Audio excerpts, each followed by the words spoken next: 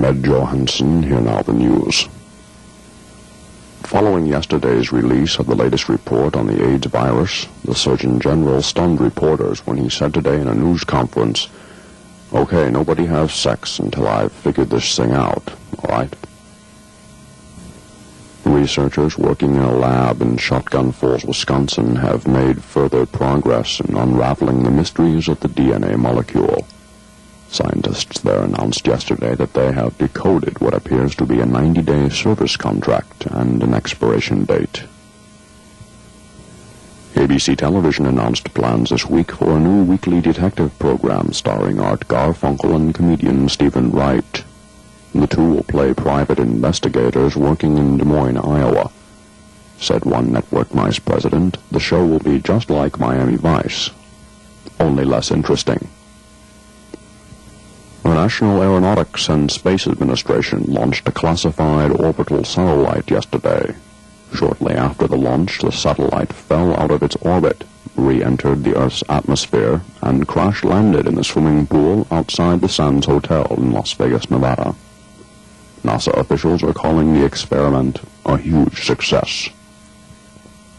Silent screen star Ellie Mae Hopper died yesterday from complications following a conniption fit she suffered on Wednesday.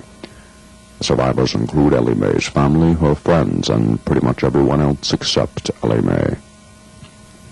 Museum officials at the National Television and Radio Broadcasting Museum in Los Angeles finally announced the results of their carbon-14 dating of some of Milton Berle's original television scripts. Long awaited by the anthropological community, the tests affirmed what many theorists had already suspected. The oldest of the jokes dated back only as far as the 14th century, and not the 3rd century BC, as suggested by L. Ron Hubbard in Dianetics. An official from the Food and Drug Administration announced today that smoking is good for you, and that the ozone layer causes skin cancer. He also managed to announce that hydrogen is a deadly gas, and that cold air rises before he was arrested by police for indecent exposure, beaten into submission, and taken to a nearby hospital for psychiatric examination. California Census Bureau officials released their 1988 statistics in Sacramento today.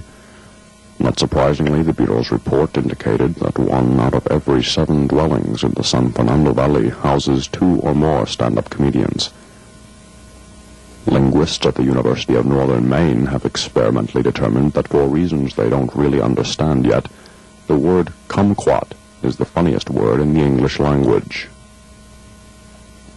Well, that's the news. I'm Ed Johannsen.